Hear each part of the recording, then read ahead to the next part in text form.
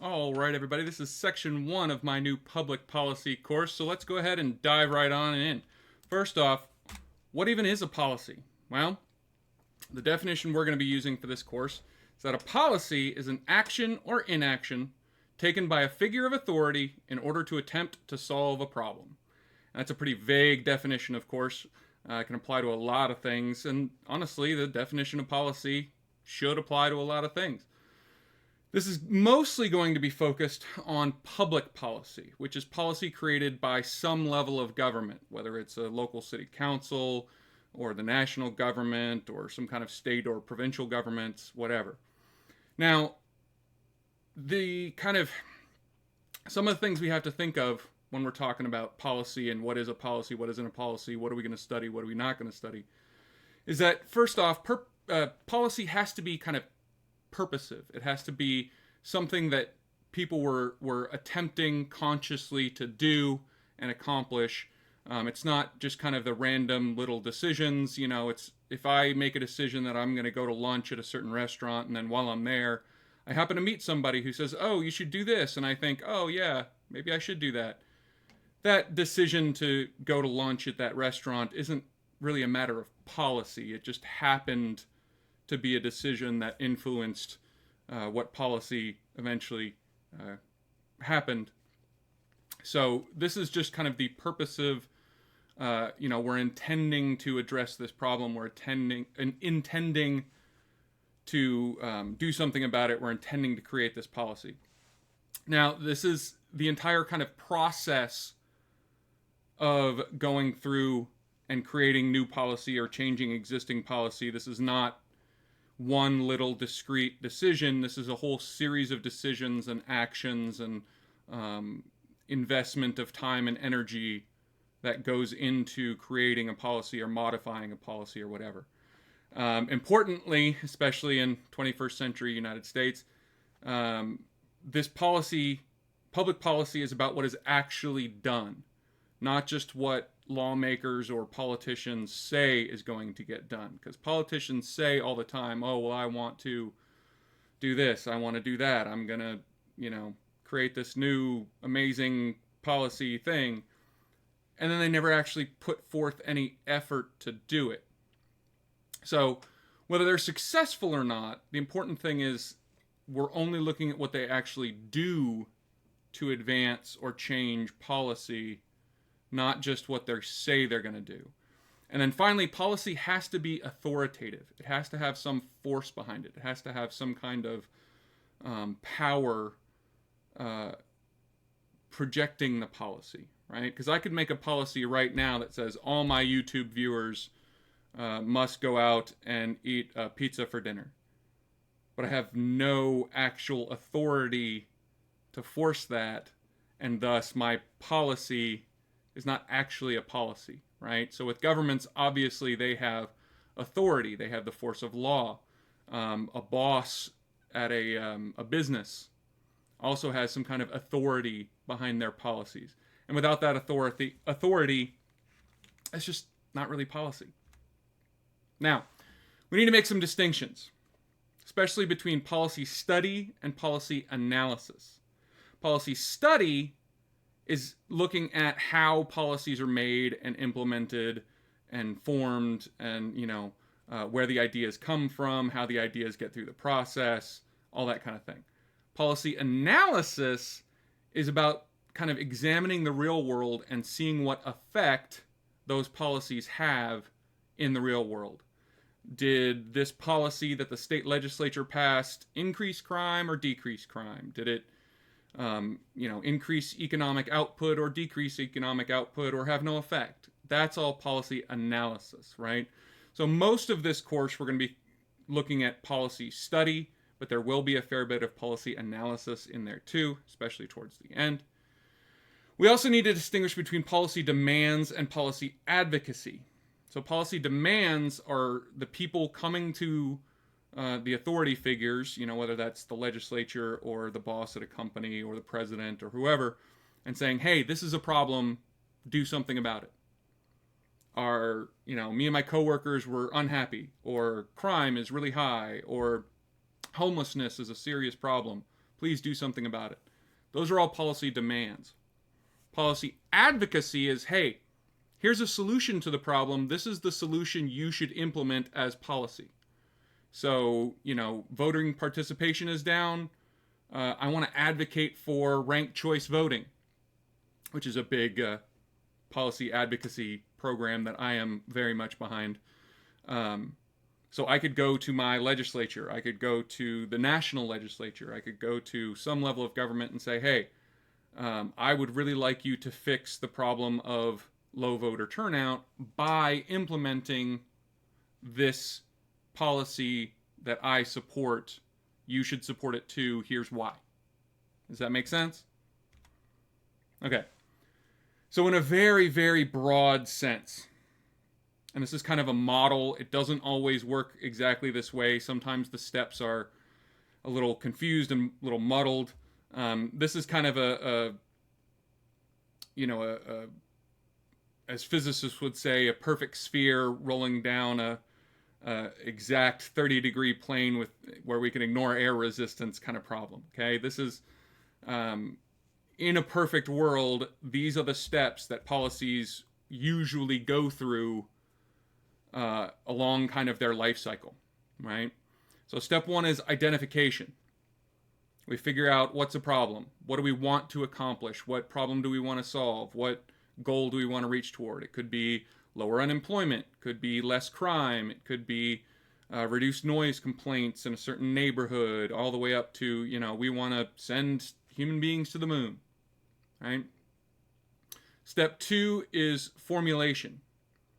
What are the possible policies we could implement in order to reduce crime, in order to put men on the moon, in order to, accomplish this goal or reduce this problem? You get a lot of different policy ideas.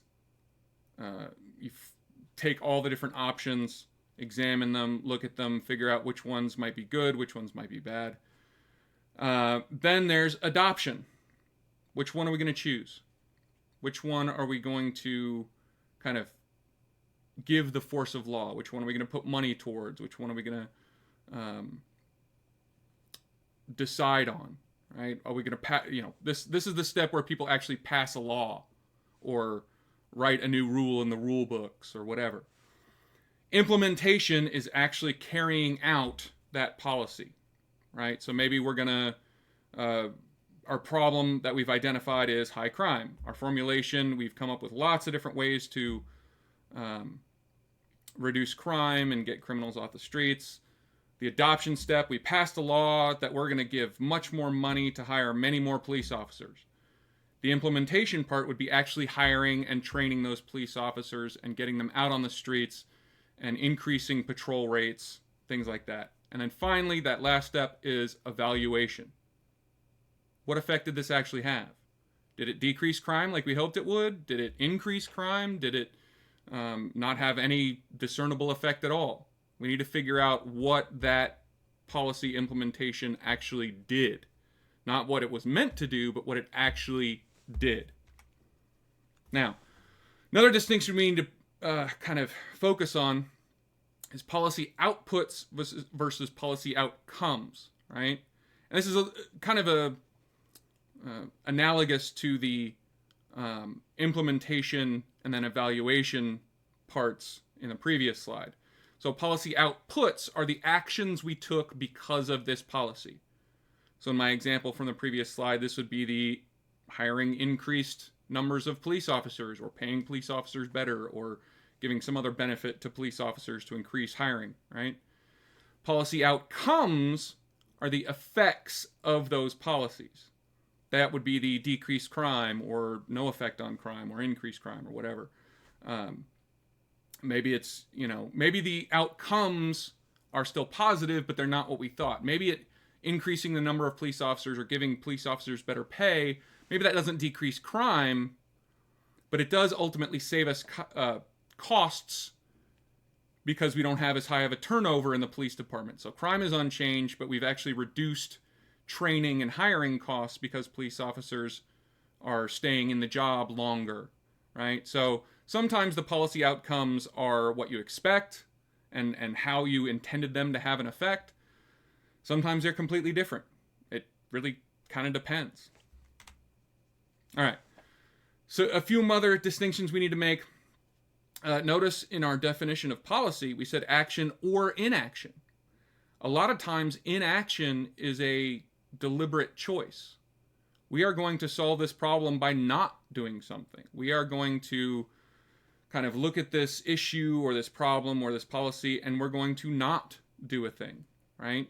And this could be, well, crime is high right now, but we are going to purposefully choose to do nothing because we know that crime is high for this other outside reason that we have no control over. And